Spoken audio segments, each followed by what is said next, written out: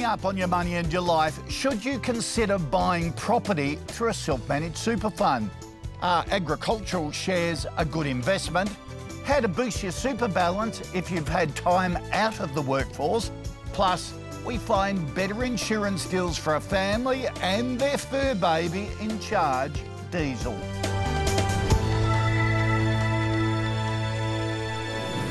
G'day and welcome to Your Money and Your Life, the show that's all about saving, spending, investing and enjoying your money. My mission is to make sure you make the very most of your money.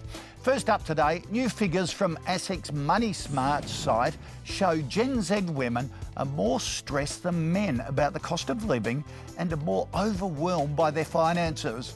These women are also more likely to use buy now, pay later services and have less savings and investments than their male peers. To find out more about this gender gap in personal finances, I'm joined by Amanda Zella from ASIC.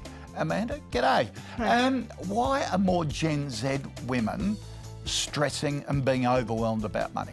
I guess there's a number of different factors here, but it seems like financial literacy is substantially lower in this generation of women than what there has been in women that have gone before them. Well, the research shows that 25% of women that are aged 18 to 24 understand basic financial literacy concepts. This compares to older women here in Australia. 48% of those women have those basic concepts and 68% of men. There's a big gap in younger women where we need to build their capabilities. Isn't that interesting? Because all the research shows that kids learn from their parents, isn't it?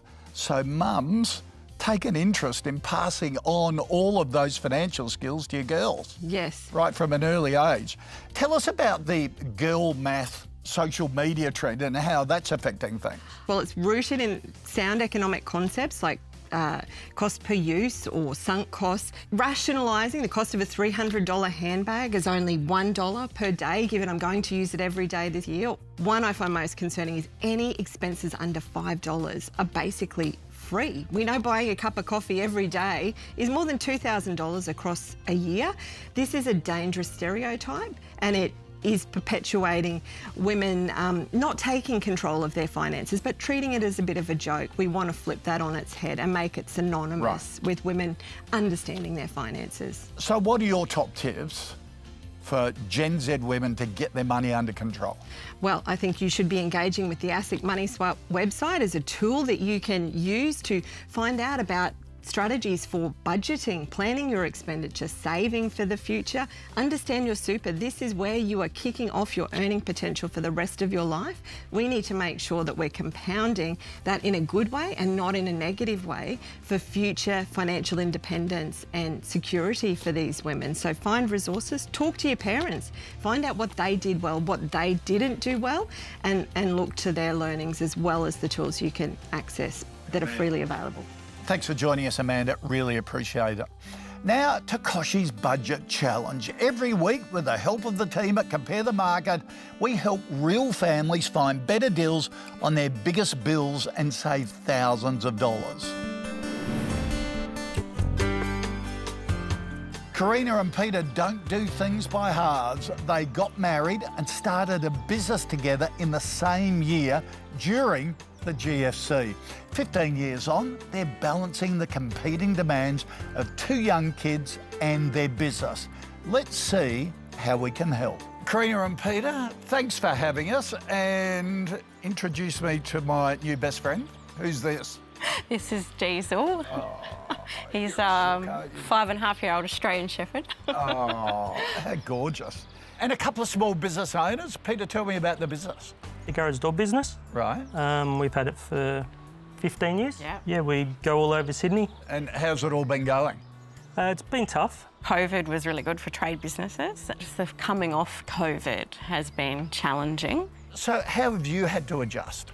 For the first time, I think, in 15 years, we did sit down in that probably last 3 months of last year and actually look at where we spend our money on things like the pet insurance, our own health insurance, you know, the home loans. And I did sort of start the process of looking around, but then there's only so many hours in the day, you know, and then you get pulled away from that Absolutely. to, you know, go look after the family or keep working on the business. What are your goals for any savings we might be able to find? Paying down the home loan would be number one on the list. And then other than that, we have a caravan, so we like to try and get away as much as possible. So just to be able to feel comfortable that we've got that extra spending money to do that. And to have a bit of fun.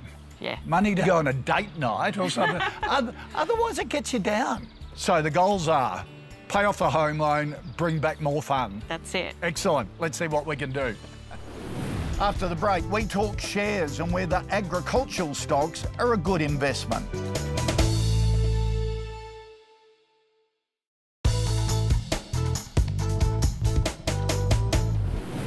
Welcome back to Your Money and Your Life. Well, Australia is a great farming nation, one of the biggest wool and wheat exporters in the world, world-renowned beef and lamb producers. That's why shares in agricultural companies are so popular. Mathan Somasundaran from Deep Data Analytics is here to run us through some of your investment options. Now, Mathan, investing in ag stocks, let's put the warning on it first. It's all about the timing, isn't it? It's all about the timing, and the cycles can be aggressive. Yeah. So pick your time. Where are we in the cycle for agricultural stocks now? I think we went through the down cycle. Things are turning around. The market is still not accepting it yet. The weather risk and the geopolitics is playing out. So I suspect over the next 3 to 6 months, we'll get the market accepting the thematic, and you'll see more and more investors coming into it. So in terms of investing at the right time of the cycle, in your view, this is the right time? Yeah, the big caps are running, the small caps are starting to get interest, so this is the cycle that you want to get into. Okay, so give us some of the agricultural stocks that you like out there at the moment. What's your first one? Elders, the most diversified play. Management worry was there, that's gone. The weather risk is now downgraded. It's almost becoming positive now. So I expect Elders to keep climbing. Elders is like an agricultural listed investment company. It's got a bit of everything. It's so diversified. Yeah, and you follow the cattle price. So the cattle price, the lamb price, they've all bounced at the end of last year, and they're up nearly 60-70% from the bottom. So things have turned around and demand's back up. Okay, next stock? Rural funds. I'm a big fan of them because it's a much lower risk play. It does carry a higher leverage, but they basically own the properties. They rent it out to other people to run the operations, and they collect. It pays a pretty high yield. It's around 5-6%, and it's a good solid business. When you have net present value of the assets going up, that's always a good sign, and it's on an upgrade cycle. Most people don't look at it because it's boring, but it's similar to Elders. It has a much diversified view in different parts of the agri sector. Okay, so it's like a farming property trust, is it? Pretty much. Wow, okay. And what's your third one? Instack Pivot. It's got a couple of angles working for it. It used to have a lot more risk with emerging markets. They've reduced that. They're more Europe oriented. Now, they're a fertiliser business. Fertiliser and explosives. So there is a play in them divesting the fertiliser play. But either way, you're going to get paid. At the end of the day, farmers do well, cattle's doing well, you need for fertiliser, and the fertiliser stocks do well. So the outlook remains quite positive. Okay, 3 terrific options. Mathan, thanks for joining us. Thank you. Mathan Somasundaran there. And if you're interested in share investing, I host a daily show, The Call, on the Ausbiz streaming network, where I put 10 stocks to an expert panel for their views on whether to buy, hold or sell. And Mathan is one of our regular panellists. Petrol prices hit record highs last year, so unlucky motorists had no choice but to suffer prices with a 2 in front. That's in part due to global factors like oil production and international demand. But whether you buy cheap or expensive fuel often depends on the fuel cycle. Petrol prices move up and down in a pattern caused by retailer pricing strategies. The cycle starts with a competition phase, where low discounted prices are used to attract customers. But low margins aren't sustainable, which is why we see prices shoot up again at the end of the cycle. In Brisbane, Sydney and Melbourne, the pattern lasts about 5 to 6 weeks. And if you're savvy, you can watch and fill up when fuel is cheap. You can use fuel trackers like Compare the Market Simples app to find cheap fuel near you. A friend of mine, Rachel, saved just under $300 in a year by using the app before filling up. When every dollar counts, it does pay to compare. Head to comparethemarket.com.au. After the break, we find out how women can boost their superannuation balance.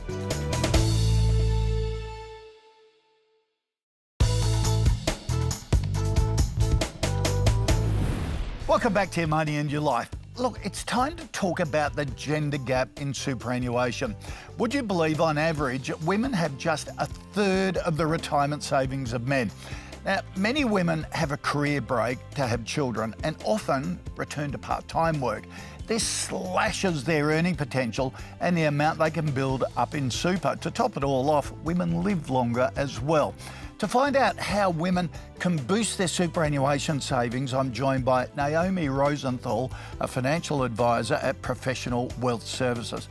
Naomi, good to see you. So one of the key problems is the return to part-time work after a break.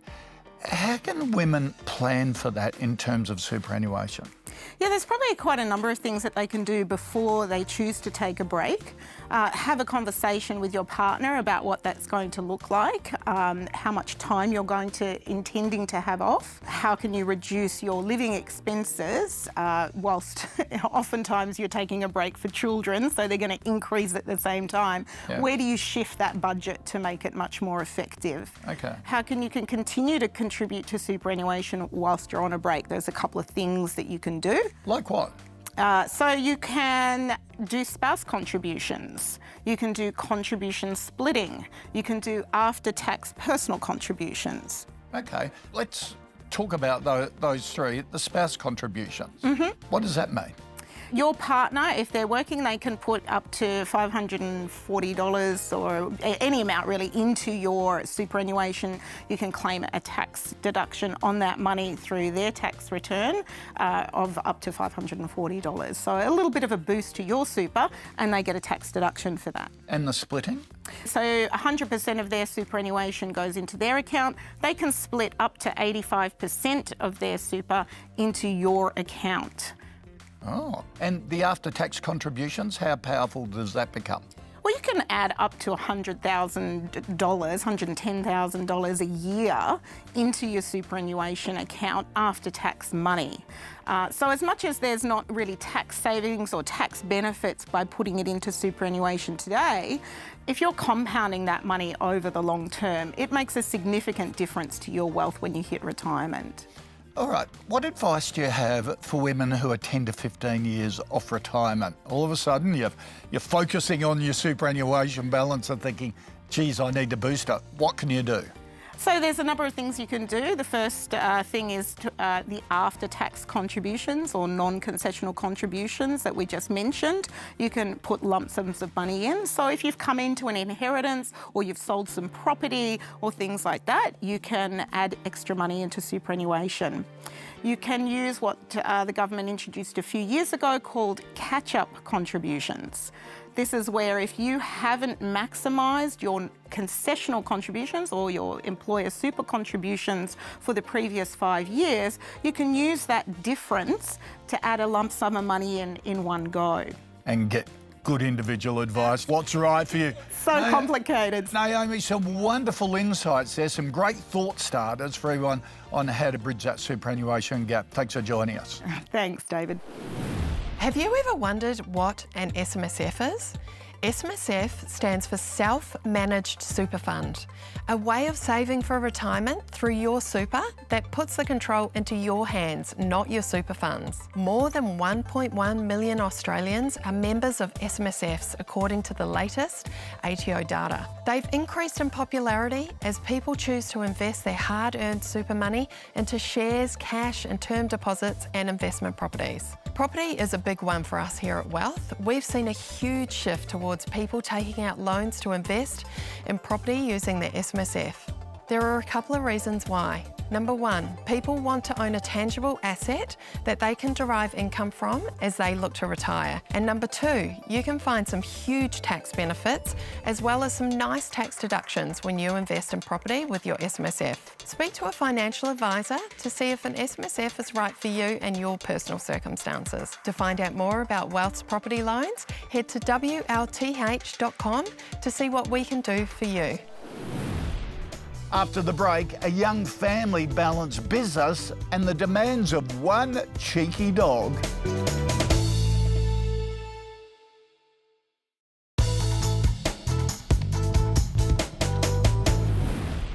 Let's return to Karina, Peter, and most importantly, Diesel. We've gone through their bills with the experts that compare the market to see if we can find better deals. This is what we found. All right, Peter and Karina, we've been through your bills. Can I say, though, your home loan, you've got a great deal on it. So well done on that. Good to hear. Your biggest bill, your biggest repayment, it's a really good rate. But, fingers crossed, hopefully there are interest rate cuts coming at the back end of this year. So you might be able to get better deals later in the year. And it's a good reminder that always keep checking back on your home loan to make sure your financier is giving you the best deal. Because you have to check, they won't tell you. All right, for your most important investment in your entire life, which is Diesel, let's start with your pet insurance and what we can do. Does Diesel get into a bit of trouble? He's had a few emergency visits to the vet, yes. Oh, like what? We got home from a holiday and I walked out the back and there was blood everywhere, including on Diesel, and found a red-bellied black snake ripped in half. Diesel's not really the softie he pretends to be, taking on a red-bellied black snake. But let's look at the pet insurance. Obviously, you know, need the pet insurance. We looked at a few key parts, the annual benefits limit, also your benefit percentage, how much of the vet bill is paid back, your excess and the like. Good news there for Diesel, there are options that tick all the boxes and will give you some good cost relief.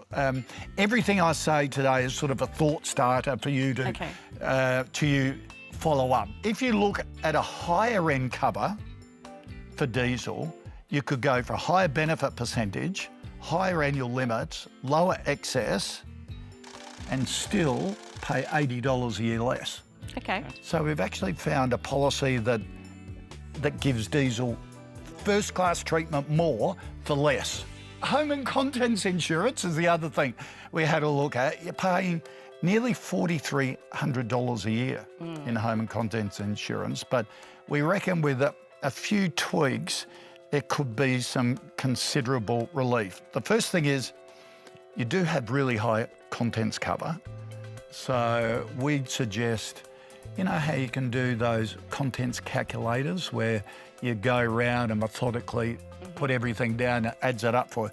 Be worth doing that, because if you can reduce the amount insured, that will flow through to insurance, to your premiums and things like that. So making some tweaks, that annual cover can range from just under $2,000 a year.